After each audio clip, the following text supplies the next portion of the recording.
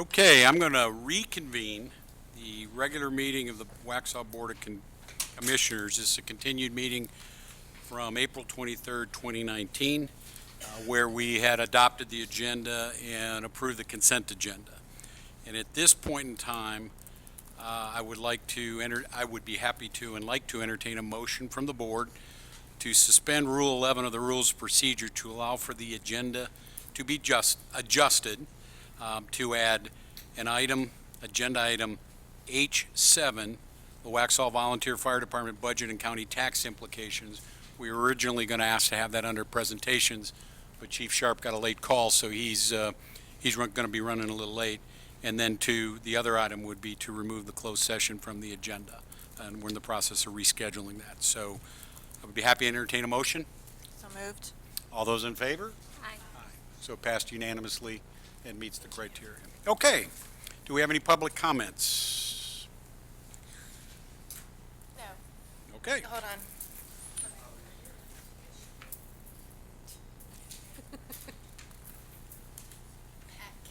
Pat Kito.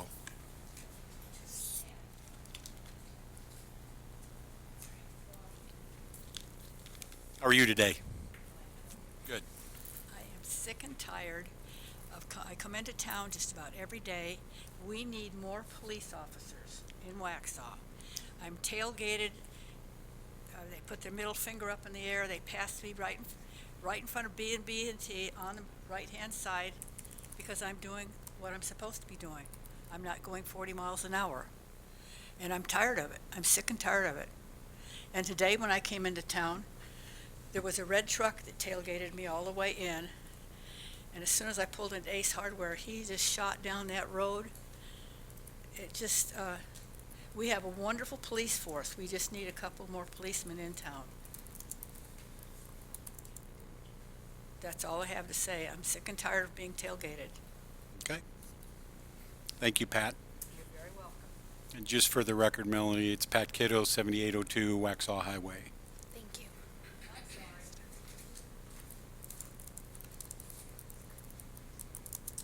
Okay, next up, presentation of fiscal year 19 third quarter financial report. Lisa White, our financial director. Welcome, Lisa.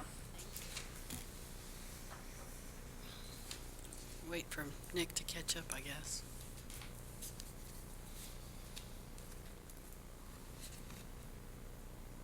There we go. Well, this is going to be a little bit of a repeat because Greg highlighted some of the areas kind of when he was talking about budget. But so in your packets, you received a budget to actual detail report for all funds. We also posted that on our website if anybody would like to look at where we are so far this year. It's a line item budget to actual. That's the report that the department heads and Greg and I use to kind of monitor where we are on our budget. But I'll go through a couple of highlights. So these are just the general fund revenues. So you can see there's a couple of areas where we're already over budget. So the current year property tax, I'll go into a little bit more detail about that later. It's a little bit hard to look at the sales and use tax and the franchise fees because right now if you look at franchise tax, for example, it looks like we're only halfway there, but we're 3/4 of the year. Well, there's a large delay. There's several months delay in getting those revenues. So it's kind of hard. It's not like a business where you can just say, you know, at half year you should be 50% collected. It just doesn't work that way. But I'll go into a little bit of detail.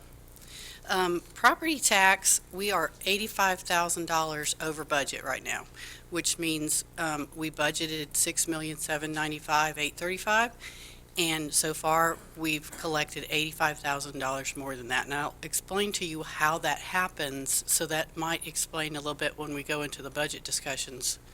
So here we are in April trying to figure out what our budget for the next year is. So the county gives us a preliminary number in April of every year. And we use that number plus what we have seen historically be the growth factor, and we estimate it every April. then in August, we get the scroll, and it's much different than what they had told us it was going to be. So if you look at that number, 6,939,000, that is the levy. But when April was here, they did not have that many properties on the levy.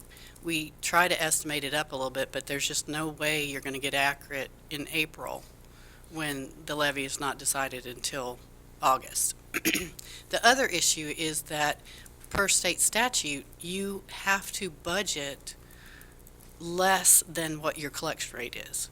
So last year, we budgeted very conservatively, and we've collected more. So there's a difference between what we budgeted. So we've not over-collected. We still have roughly $50,000 left to collect. By the time June 30th comes, we'll probably get that knocked down quite a bit. Our collection rate is really, really good. Paula Key is our tax collector. She does an amazing job collecting. We have one of the highest collection rates I've ever seen. So last year, as of June 30th, her collection rate was 99.58%. Now, as of now it's only like $10,000 left to collect on last year's taxes. So when you're talking nearly $7 million, $10,000 is pretty good. And then every year, we collect. You'll see in your budget, there's a little bit left for every year, and we just keep collecting on that. There's several ways of. Not only does Paula send notices, we put it in the newspaper. We we also have debt set-off where we can submit the people who owe us money to the state, and if those people are owed a tax refund from the state, we get paid first before they get their tax refund. So that's called debt set-off. So that's another way that we get paid. So I just wanted to point that out. So part of the budget that you guys have to consider is a higher tax. We have $934,000 more in taxes in the fiscal year 20 budget than were in this budget. Part of that is growth, and part of it is that we estimated up a little bit due to the good collection rate. Can I ask you a question? Sure. I noticed in the detail here that it costs $1,200 to send out the delinquent tax Right. notices. Right. And so it was, I think a month or so ago, it was like $54,000 that was owed, and now you say it's down to 10. No, the year we're in is 54. Okay. Last year's, Okay. yeah. So 54 is still owed this year. from As of first people. probably the last time we looked, yeah. So once these delinquent notices are sent out, how Yeah. many are sent out before another action is taken? And if that action is taken, what is that action? Or does it just keep going from year to year and it's cumulative? So, Taxes owed. okay, so the 54 was before the notices went out. So a significant amount will pay before June 30th. So we'll get that whittled down. Then Paula continues to send notices, continues to call, and then she sends them to debt set-off. So it's a constant process, not only for the ones from this year, but the prior years as well. It's a continual process where more action is taken. She calls more than any other tax collector I've ever seen. So she keeps on it. I'm sorry, how long do we continue calling before something more serious happens? Well, the other thing is that the county, the properties also probably owe the county as well. So we get the advantages is that the county goes through a foreclosure process, and that causes us to get a lot of payment too, because if the county's going to foreclose, they have to pay all of the taxes due on that property, so we get paid as well. So part of the action that's taken is the county action, and their foreclosure process is several years out. It's not going to happen on this year's taxes. So the process, if you're asking, like, yes, every month she's going to call, she's going to write. That's going to be a continual thing. She's talking to the taxpayers, trying to ask them when they're going to pay. You know, some of them have different arrangements where she's waiting on different things. But you said you expect to get most of that by, what did you say, June? Yeah, if you look at every April before, or March or April before those delinquent taxes are public, there's usually a good bit of a balance, but once that notice goes out, it prompts a lot of people to pay. Could we get another list then in June of what's remaining? Mhm. Would that be all right? Sure. Thank you.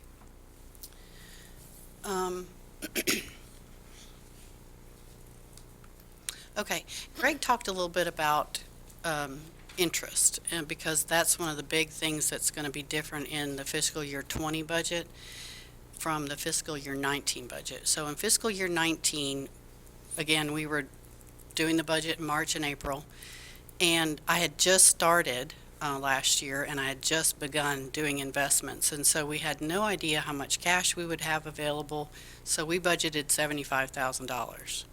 So because not only do we have a healthy fund balance, but we have a lot of funds that are waiting for their projects to start. We have TAP grant, we have PAL bill money, we have almost $1 million in the Waxhaw field, so we have a lot of cash waiting to get spent.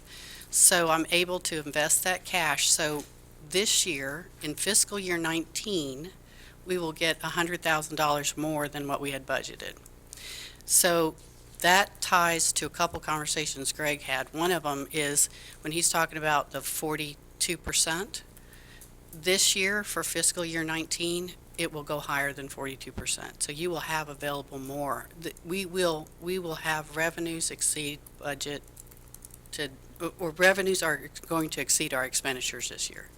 So again, we're going to have an addition to our fund balance. So that's good.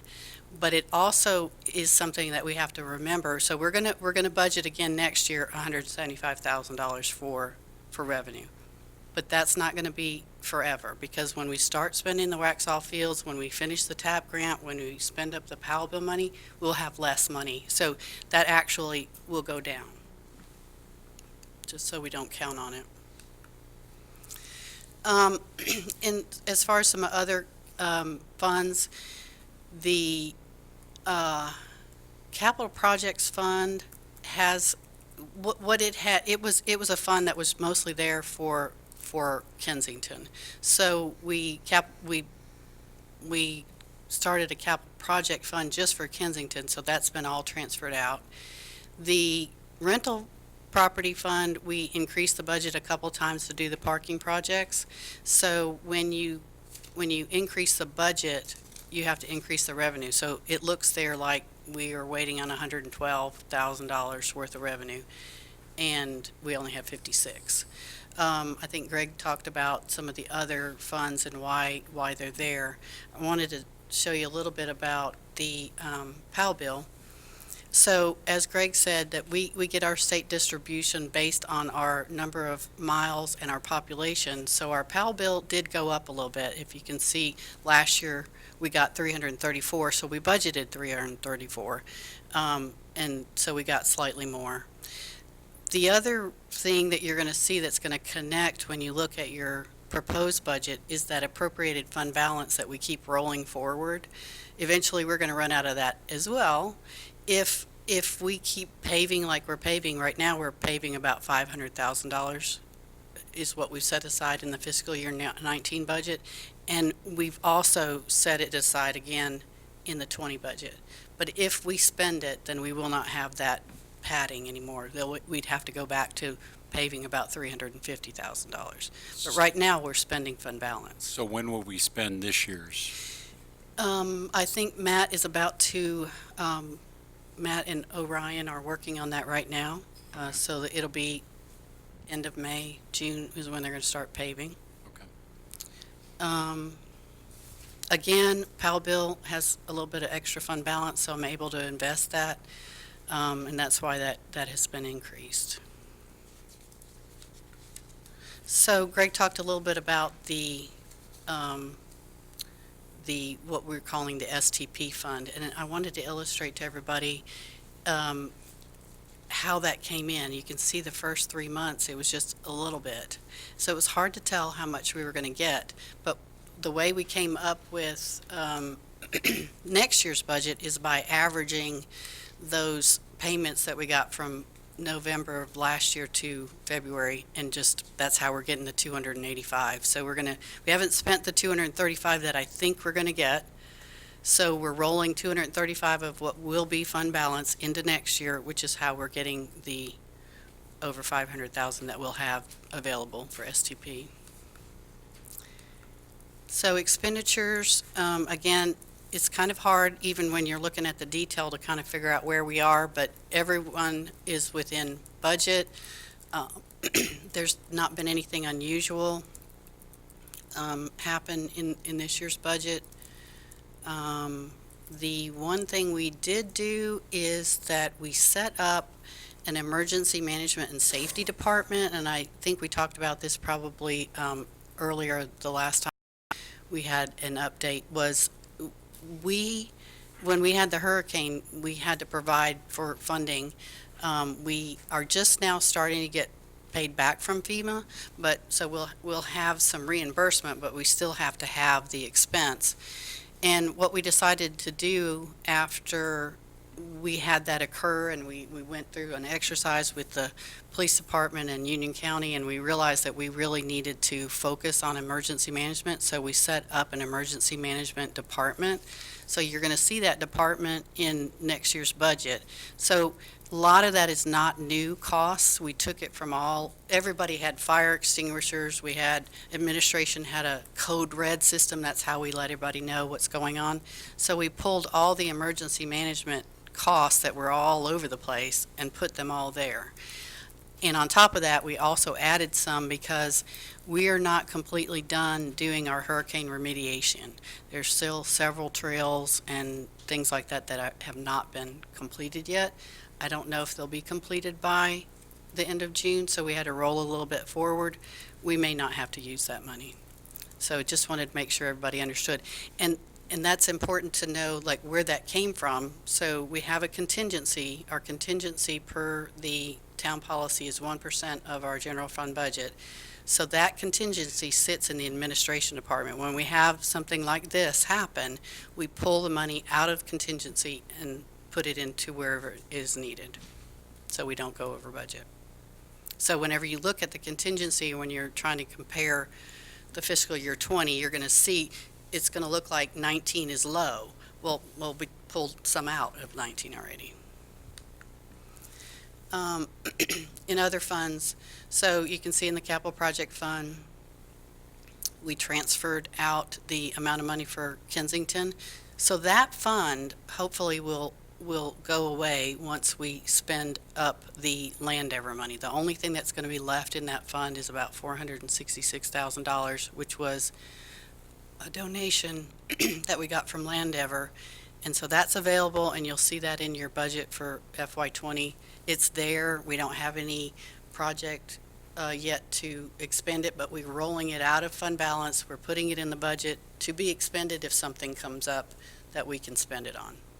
Was it a general donation, or was it a earmark for transportation? Projects. So there's got to be a nexus to transportation project.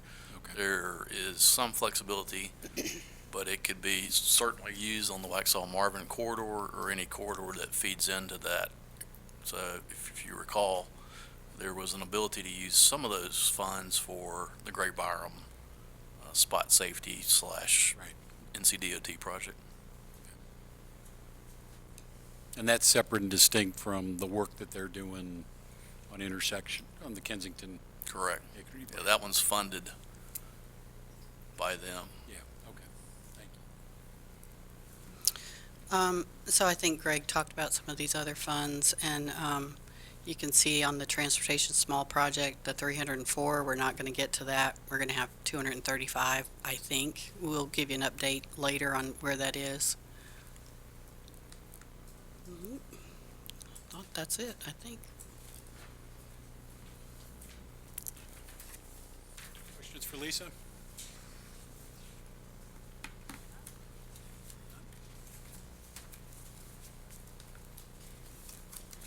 One quick question. Sure. So, what's the status or what's the prognosis, this whole building inspection fund? And I saw the detail, and we have some money in reserve. Any word on how they're looking at that and, what they're trying to do as we go forward on that? The only part that I know is the accounting part, and we have heard from Sharon Edmondson, who is the fiscal director of the treasurer's office. And what we are going to have to do is we have what we call the AFIR. It's the AFIR, Annual Financial Information Reporting, something like that. We have to fill that out every year anyway, as of June 30th. So the building inspection is going to be part of that AFIR, separate. They're going to ask us, what our revenues are, what our expenditures are. We were already able to do that even if it was in the general fund. But the difference now is that fund balance that is accumulating is restricted now. So and you're going to see that explanation in your budget as well. There's going to be several $100,000 there that they could spend if something came up. So one of the contingencies in that area is a computer project, which they may or may not do. They budgeted for it last year as well, but they're looking at different softwares. They're trying to see what's working. So there's something in there. But to make that fund balance, we kind of have to build in that contingency to make those two funds balance. We need to probably come back to the board and you all give us direction on what we want to do with that fund balance. As far as reporting, we're not going to have any problem reporting it, but we need to decide what we want to do with that fund balance, because the economy probably is going to slow down. And so when that happens, how many months of buffer do you want to have? Do you want to have the 30 to 40% like we have in the general fund? We probably need to have a policy of that fund probably needs higher than 30 to 40%, because if the economy goes down, we start getting less revenue. We still have inspectors. We don't want to lose them because they're highly trained. They've got a lot of different classes they have to take. If we start laying off building inspectors in an slow economy, so we need to be able to keep our business going, so to speak. Like Greg said, it's kind of like an enterprise fund. So we probably want to have a stronger fund balance than what we have, but we'll need your direction on what to do with that. So right now, it's just going to be held, and we can have that discussion. But all I know as far as the legal part of what started this whole process is just the accounting part does not seem complicated, and I don't think we'll have any problem complying with it. Greg, are you aware of anything yet that may have been added to any of the legislative flurry over that led up to Friday? The emphasis right now is just on the reporting aspect of it, and so the state probably needs to look at what's being generated across the state, get a couple of years of accounting history, and see where there are gaps. Some communities are probably struggling with it a little bit. We're in a strong economy still, but to Lisa's point, the real discussion that we'll need to have at a future date is how much of a fund balance that the building inspection fund should have. And I would say the starting point is probably a year. 18 months is not beyond the pale because of the economy of construction. And so when the slowdown starts and when the pickups begin, it's a big swell on a big curve. And so we can come back to you with a recommendation at a future point. I've done that before. Lived through one in another county, and we had a structure that had about $800,000 sitting there, and ended up, after getting through that big recession, saying let's go to 18 months and think about 18 months as being the new standard for how to deal with the next recession, because it will occur. And we just got through one okay, but it was about to get painful because that was such a deep, and there were layoffs, and there were inspectors that left the job force that never came back. And so I think that, to Lisa's point, is that's what you don't want to see. And right now, it's very tough to find inspectors that have multiple trades, and so we'll be ready to have that conversation. But there's nothing that we've heard that's really pending where there, there's been some legislative attempts to say certain things need to be reviewed in so many days, 2 days, or plans for residential housing need to be reviewed. And so, I mean, some of that stuff's floating around, but it really doesn't impact the revenues or the expenditures. Our turnaround internally is about a 2-day turnaround. So, I mean, the building inspection part of it's being handled very well, and I think our department really would be a model for other departments to look at, and we meet the standards that have been discussed out there. So My comment to Representative Brody, if he'd build more homes in Waxhaw, he'd be more satisfied with the inspection process. And so he speaks highly of the staff. He truly does. So that's goodness. Any other questions for Lisa? Thank you very much. Thank you. Mr. White. And Chief Sharp, we didn't know when you would get here, so we put you last on the agenda.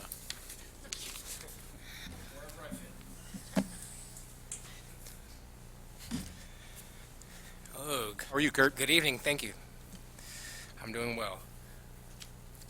Okay, so let's see here.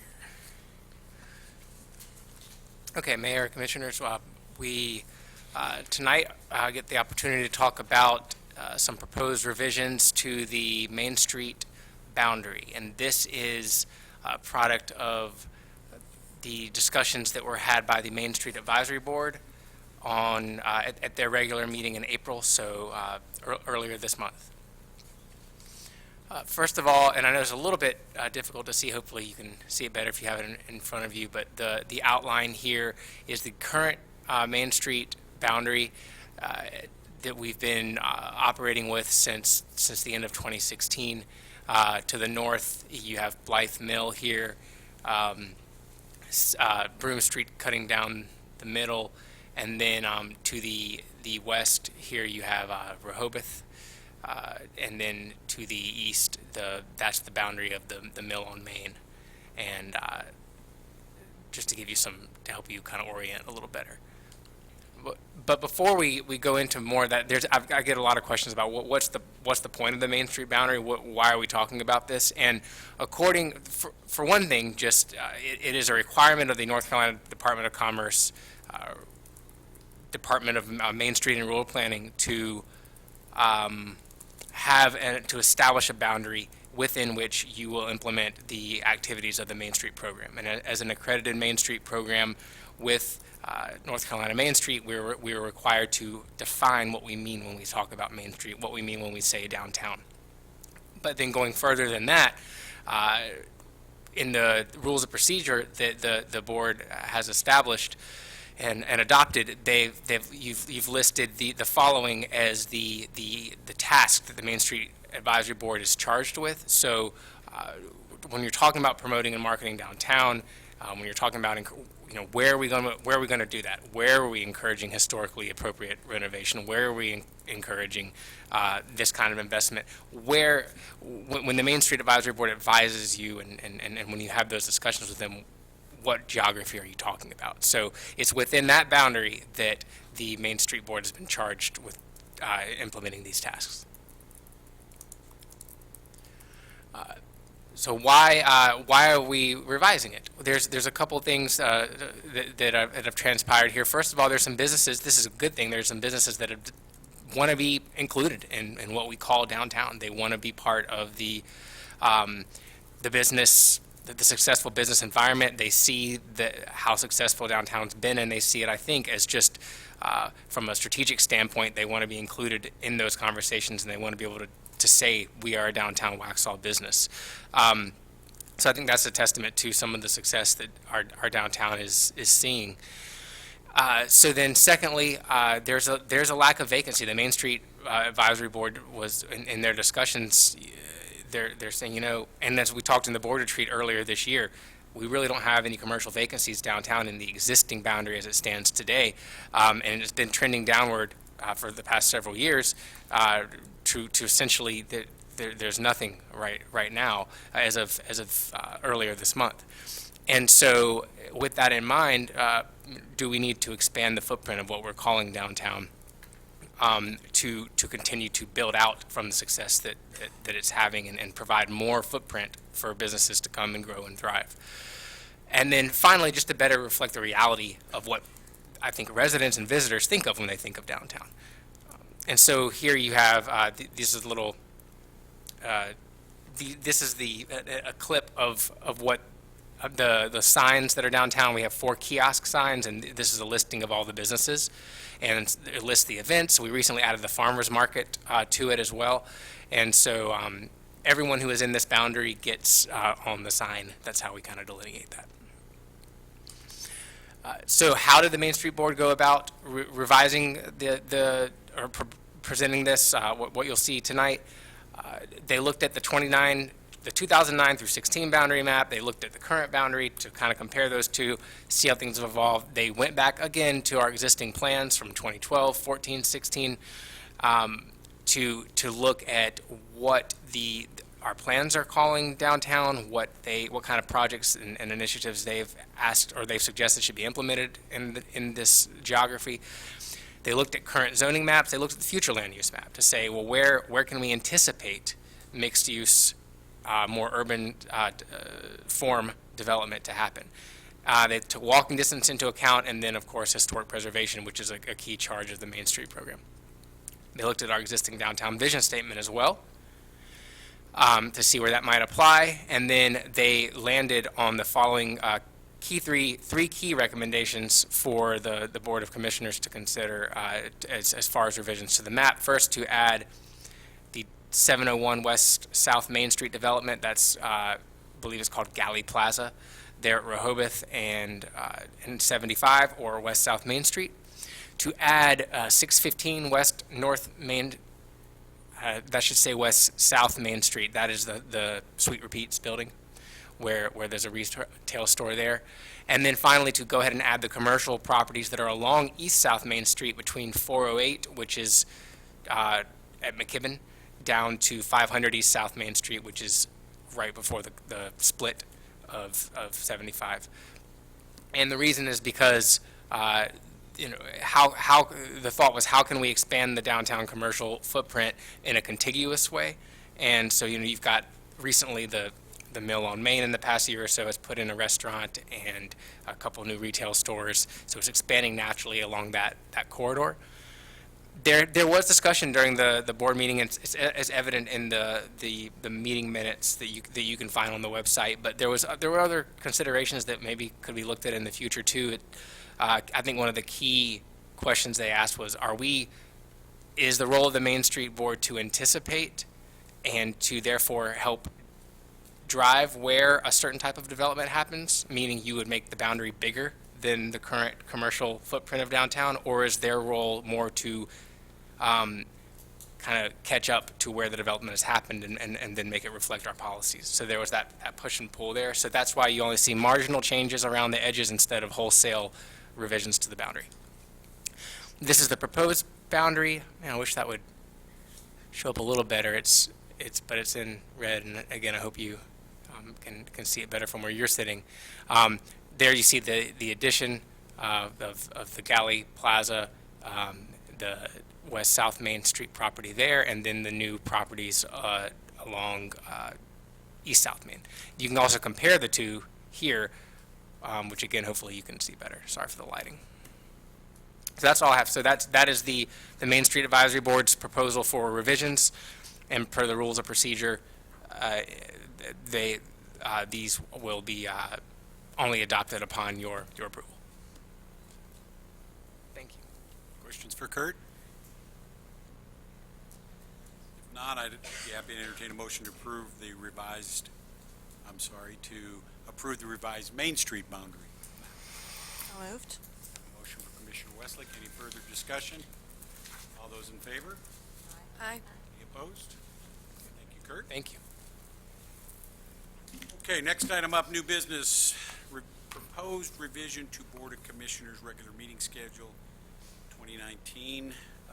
And this is I'll save you some time here, Melanie. This is to add the July 19th and the 22nd, beginning at 2 p.m. These meetings correspond with the filing of the midterm vacancy on the Waxhaw Board of Commissioners. As everybody knows, Commissioner Burrell resigned effective April 1st.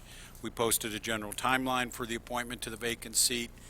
The board, with the attorney, worked out on a schedule, recognizing the fact that we have potentially up to 6 additional meetings in May on the budget, as well as many people are attending the League of Municipality or the National League of City Conference, depending upon who's going where. So May is pretty full. Just as an FYI, the clerk's office has worked through polling some other towns that have been in this situation and pulled together some samples of an application. Melanie and I worked through a first draft of that, and she's making some corrections, and then we'll get that out to the board for everybody to provide input. And so we're on schedule to announce and begin the solicitation of applications at the second meeting in May. So everything's progressing, but this gets the meeting scheduled. We have one meeting in July, and so the individual that gets appointed will be a part of the fiscal year from the beginning, starting in July. So that's what's in front of us. So any questions?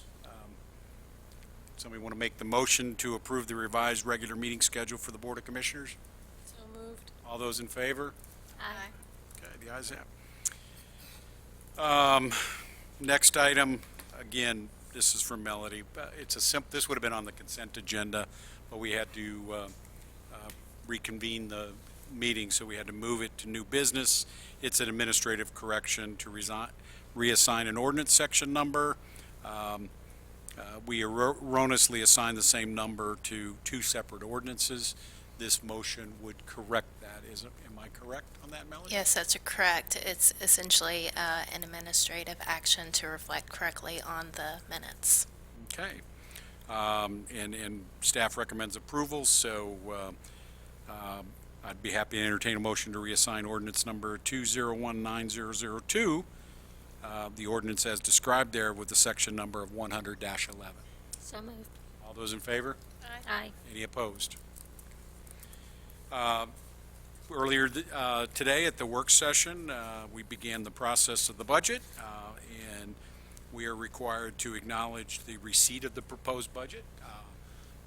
Manager Ferguson fulfilled that duty and presented the proposed budget to us and gave us a lot of, with the help of staff, gave us a lot of documentation to review, and we're going to begin the work on that Friday, but I, at this time, would take a motion to acknowledge receipt of the proposed budget for fiscal year 1920. So moved. All those in favor? Aye. With that, Greg also proposed the public hearing for the proposed budget ordinance of fiscal year 2019-20. He has recommended the second meeting in May, which gives us a month to do the work that we need to accomplish.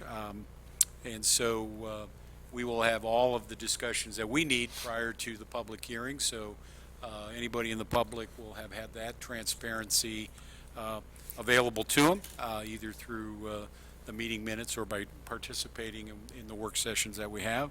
So at this time, I'd be happy to entertain a motion to schedule the public hearing for the proposed fiscal year 1920 budget on Tuesday, May 29th, 2019 at 6:30 p.m. in the Waxhaw Police Department Community Room, 3620 Providence Road, South, Waxhaw. So moved. All those in favor? Aye. Any opposed? Okay. Revised fee schedule only affecting fire permit fees. I'm going to take a pause here and let Matt present this one. How was your vacation? It was fantastic. Good. I highly recommend it. Vacation's good. So I'm filling in for Kevin Starnes, who was going to be here last week, and he's not available tonight. So I don't have a lot to say, but it's basically just administrative again, and we have requirements to fill to state law, And in accordance with that, we also have to put some fees into effect to cover the administrative costs. And so he's done all the legwork in providing the new fees, and really we're just looking to have them put on the fee schedule so that we can properly account for the permit costs. Any questions of Mr. Hubert? Anybody? I would be happy to entertain a motion to approve the revised fee schedule for fiscal year 1920. So moved. Any further discussion? All those in favor? Aye. Thank you. That was easy enough. You did a great job filling in. All right, item 6, proposed discussion of a proposed upcoming UDO text amendment regarding connectivity. And Orion, welcome.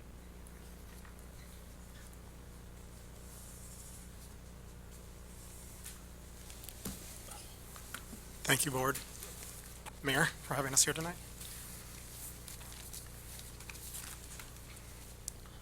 So before you is basically a notice of intent for a proposed connectivity ordinance that we hope to take before Planning Board next month to pass as a text amendment.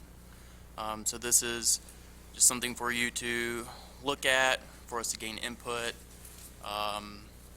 as we feel connectivity is a pressing issue for Waxhaw. And so before you are basically some of the key points that this text amendment for connectivity will address. Basically, the purpose here is, it was identified in the current UDO is the purpose, and and the new plan is to maintain very much of the same language. But the issue with the existing UDO is, I'll read for you here. The purpose of this section is to support the creation of a highly connected transportation system within the town in order to provide choices for drivers, bicyclists, and pedestrians. It further goes on to state any additional pedestrian connections required under this section do not have to address handicap accessibility standards.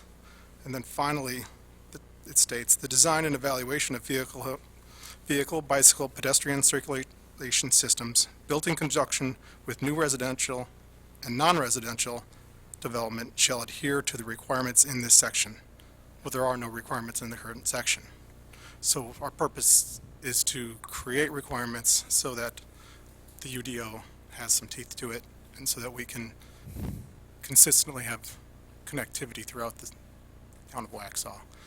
Connecting neighborhoods, local destinations such as schools, parks, and shopping, basically building a subdivision so that there's more than one in, one out onto 16 or whatever streets it's going onto. Maximizing artillery capacity for long distance. This is going to be very big in getting people north and south, not just on Waxhaw, Marvin, and 16. You should be able to get from subdivision to subdivision without going on the main road. That also includes promoting multimodal options, bicycles, walking, cars, large trucks. Large trucks will stay on the main road, but then the multimodal vehicles, bicycles, can get from neighborhood to neighborhood and with access. This also promotes emergency service vehicles, and this is key to emergency services. It can save lives. Instead of a fire department having to go one access to get into a neighborhood, if there's an accident in front of them or the cars are backed up in front of them, busy time in the traffic, they'll have multiple routes to get to somebody's house to save a life. And reduce vehicle miles and travel times. This is better for the environment as well. You don't have to drive 3 miles to get from your neighbor in one subdivision that's next to you to go out onto 16, go down 2 blocks, and go back to their neighborhood. You can go from the back of your neighborhood to the back of their neighborhood. And this would also be implemented up in the commercial as well, in other commercial circumstances. One other major thing to consider is this will not affect existing developments. We're not going to go in and blow down houses and connect a cul-de-sac from one existing neighborhood to connect to another existing neighborhood. This is intended as we proceed and the town grows, we'll connect neighborhood to neighborhood, business development to business development. So this basically going forward, any new developments would no longer have the cul-de-sac type of design, right? It's. Cul-de-sacs are not key. I mean, if you abutted the wetlands and there's no crossing over the wetlands, then in certain circumstances, a cul-de-sac may be allowed. That would have to be presented.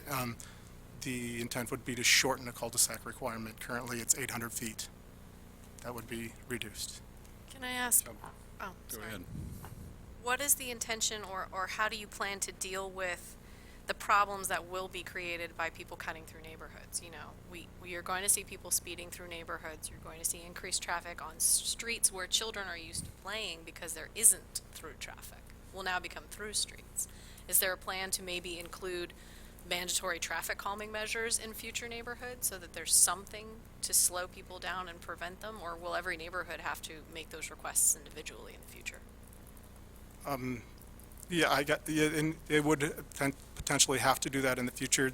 They wouldn't be established essentially, I think, as you were saying, you know, on my street where I live, we have a cul-de-sac, all the kids play out in the street. Well, when I move into the neighborhood, I'm not going to have that. I'm not going to have a cul-de-sac, so I'm not going to well, all my kids are going to play in the street. But you're going to It's have, going to be a typical. instead of a quiet neighborhood street, you're going to have, this is now a thoroughfare from A to B. So you will have traffic that doesn't live in a neighborhood cutting through a neighborhood to get from A to B. That's the intention, is to get them off of the main roads like 16 and cut through the neighborhoods to get from place to place, yes? Yes, but it would be for shorter trips to go through the small neighborhoods. Obviously, in certain circumstances, like I was saying, if there's an accident ahead, people are going to go into this subdivision and cut through the subdivision to get back out. Fastest route is still going to be the thoroughfare. Or if people want to avoid a stoplight or any, I mean, you can't Well, the guarantee what's subdivision- going to be in their minds when they decide, I want to cut through the neighborhood instead of taking the main road. And the subdivisions would likely have stop signs then, or some type of. That's what calming- I'm looking at, is calming device, yeah. if we're going to create this situation where traffic is diverted to streets, should we not then have an associated text amendment or mechanism that requires new development to go ahead and put in speed bumps or traffic calming, rather than wait for there to become a situation that the neighborhood then has to petition for? That's an excellent idea, and we'll consider that. Thank you. So I think what this really is really a section in the UDO. This will become a section of the UDO that really gets to circulation and connectivity. And as you look forward, with development, it's going to be crystal clear where the through streets are. And that's going to be an expectation of that development and we went through this with Prescott. Prescott Glen Parkway is a through street. You buy on there, it's going to go through. And that has to be built into the other parts of the UDO. What do you do with good development and that kind of stuff? For instance, in Prescott, because that was a through street, it was a four-way stop at Prescott, Glen, and Exbury by design. So I think that's what you're really talking about, that the full UDO will take into account the chapter that talks to circulation and connectivity, right? Yeah, so I think the key here is to remember that this is for new design going forward. And so every instance in town right now that probably is not a good example, you can think about excessively wide streets, and those streets would become a thoroughfare if people could jump onto them and cut over to the next neighborhood. Things like block length distances are going to be key. So you don't want to have a block length that's 2,000 feet long. Maybe it's 800 feet long. Placement of curvatures in the road, blending in with the topo and how the topo changes. The street width itself is actually a traffic calming device. Excessively wide streets encourage speed. More narrow street, particularly if it has any sort of on-street parking, is going to be a speed inhibitor.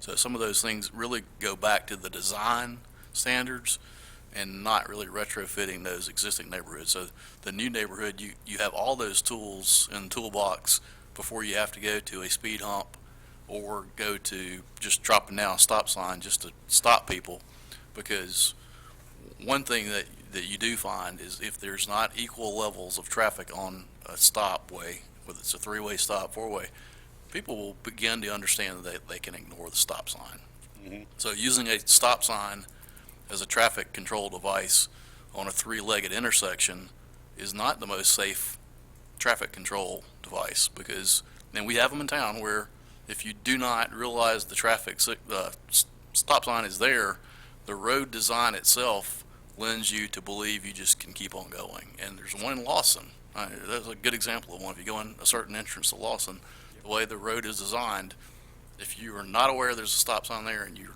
distracted for a moment, you'll go right through that intersection. So the design is going to be key moving forward.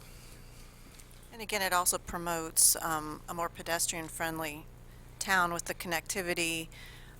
You're not dead-ending at a cul-de-sac and having to take a big, go around a whole neighborhood to get to another sidewalk. So I like the urban design of that.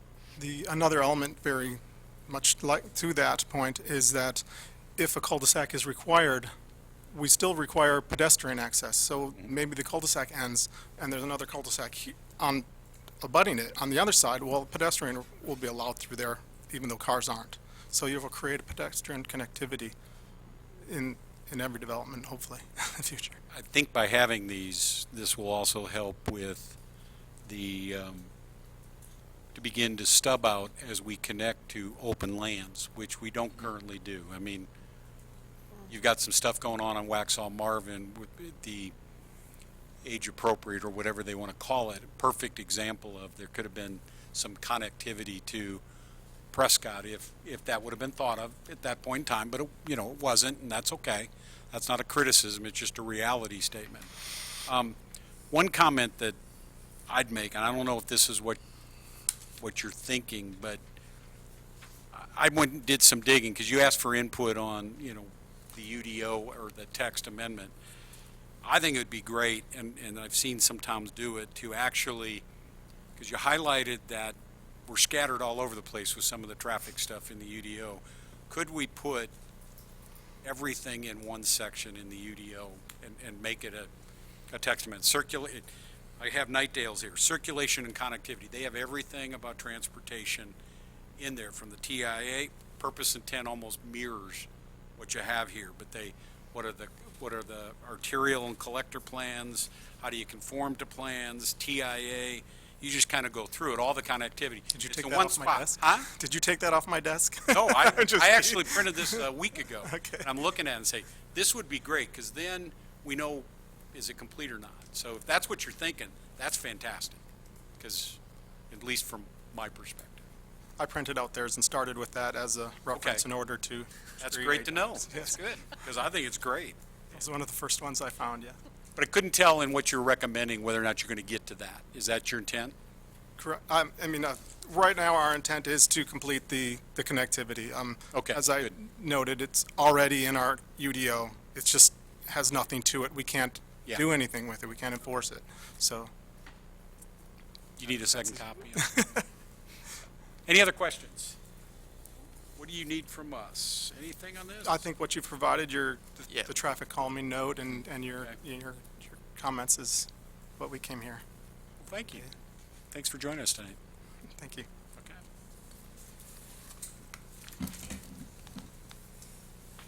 Chief Sharp.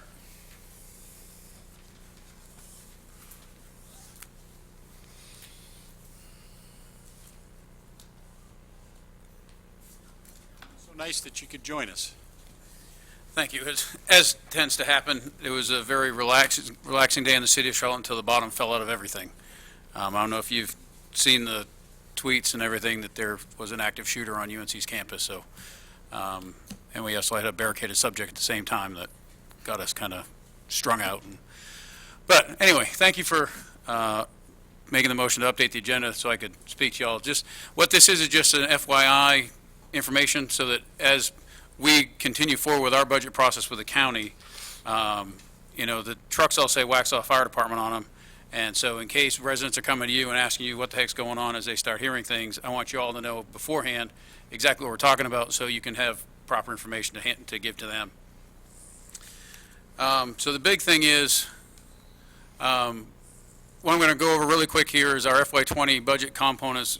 Part of it's the operating budget and part of it's the capital improvement budget. When we submit, though, we submit one big budget. So just to kind of make it a little bit more easier to digest, I broke it into two sections.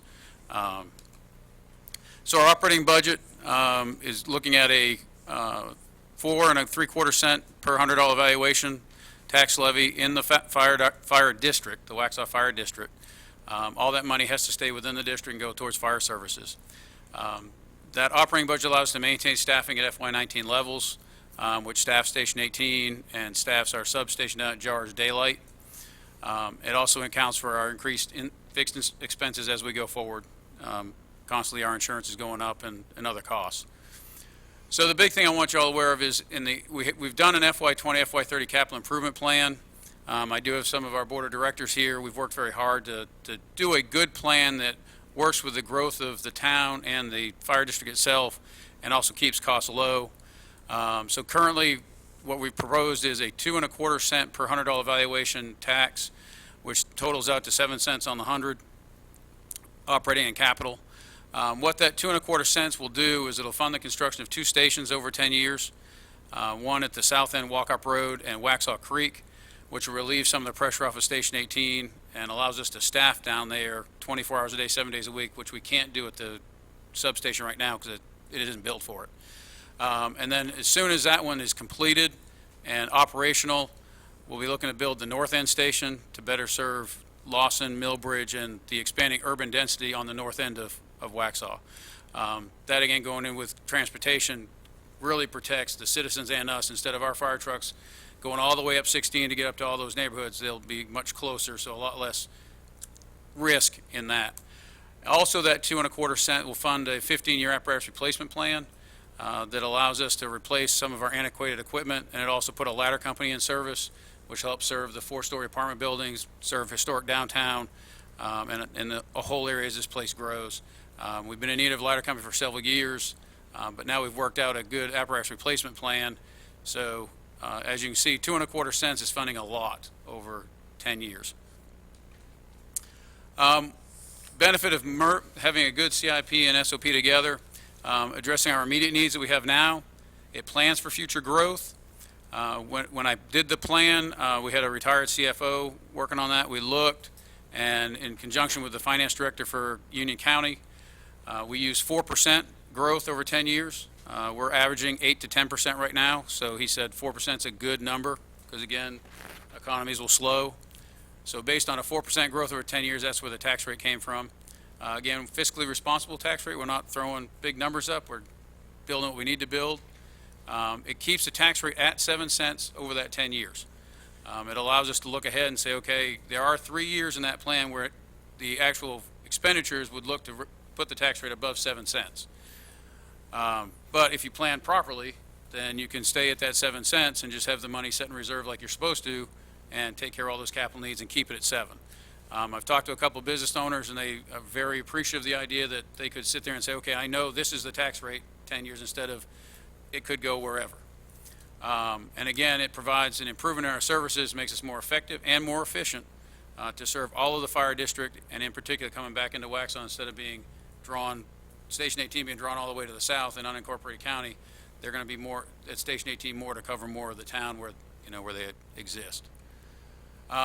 We can skip this one right now because I actually am meeting with the county manager tomorrow, which will give us a little bit more.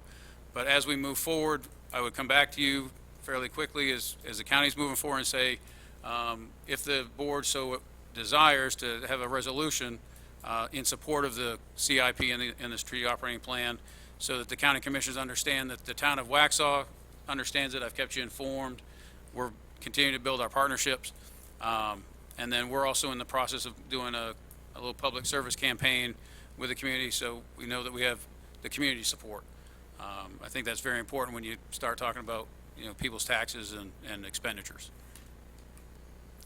Any questions? I know that was quick. And Would you be, I know you'd be willing to, but I'll ask it anyway. Would you be willing to share with the board just a summary of what you shared with the county to to justify? What's the specific capital request, et cetera? What your growth projections, et cetera? So we all have that data and can speak intelligently. We'll get called. I mean, we will Absolutely. get called. Yes, I finished up the draft of the capital improvement plan Monday. It's with our board of directors just to make sure I didn't miss Yeah. anything in input. And once it is complete, I'll be happy to send it to the entire board of commissioners. You can have the whole, it's only 20 pages, so it's not terribly long. Cliff notes are good. Yes, and we do plan on making a short one-page flyer as kind of as that public media thing. So those would be the top speaking points to it. I think in just out of supporting what you do, I think the better job we do of communicating to the community, the level of support that comes with this, it's absolutely critical. And I know you believe that and you talk passionately about it. We need to get that message out. Absolutely, yes. When does it go to, I know you're going to sit down with the county manager and his assistant managers, but do you know when it goes to the county board for discussion? I know they're in the process, much as you are now, with the budget workshops and all. Last year, they didn't vote on it until their last meeting in June. So I'm hoping this year, with the new county government moving forward, I'm hoping maybe they'll vote more like 1st of June. But I don't know the exact date that they'll put the budget for adoption on there. But when I find out, I'll let you know. Yeah, because sometimes just being there helps the discussion for them. Yes. So, other questions? Well, thanks for coming out and Well, thanks again for having me. Appreciate it. appreciate it. Okay, leadership reports. Greg, you spent an hour with us this afternoon on the budget. Do you have anything else you want to? I'll make it very quick. Okay. Dina mentioned the senior coffee, May 2nd. It's 10 a.m. There's 15 people signed up, so there might be a couple more seats, but you might want to move quickly on that. Two things, May 3rd. The weather may play a factor again. May 3rd, blue light skate night, 6 p.m. at the Waxhaw Skate Park. Monitor social media and town communications on Thursday, because 24 hours out, there will be some decision made as to the weather. May the 3rd, Jammin' by the Tracks concert under the water tower at 7 p.m. is also on weather watch. So Thursday, 24 hours early, we will make a call on that, but there is a threat of weather. Those are the two we'll let people know if they're canceled. Those are the only things I had to add tonight. Any questions for Manager Ferguson? Melody, I forgot. Did we have anybody to speak for general public comments? Okay, thank you. Commissioner Wesolek, any comments? Mayor Pro Tem? Commissioner Burns? Commissioner? I have none either. We'll be back at it Friday morning at 9, first round of the budget discussion, so I'll entertain a motion to adjourn. All those in favor? Aye. 7:30, Bobby.